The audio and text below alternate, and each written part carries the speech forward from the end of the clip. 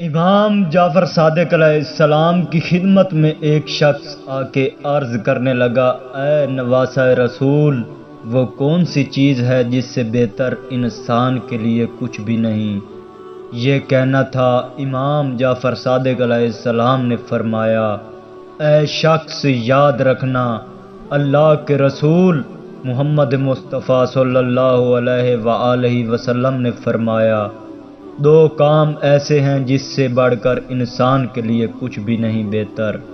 پہلا، اللہ پہ ایمان رکھنا، دوسرا اپنے بھائیوں کی مدد کرنا۔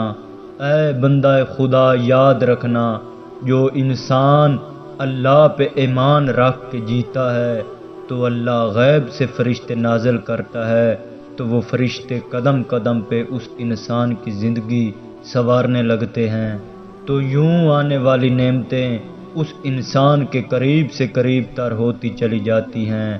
اور جو انسان اللہ کی مخلوقات کی مدد کرنے کی صفت اپنے وجود کے ساتھ رکھتا ہے تو اللہ اس انسان پہ آنے والے دکھ تکلیفیں اس انسان سے دور کرتا ہے، اور دنیا میں ہر کامیابی اس انسان کا مقدر، اور آخرت میں تمام انعامات اس کے منتظر رہتے ہیں۔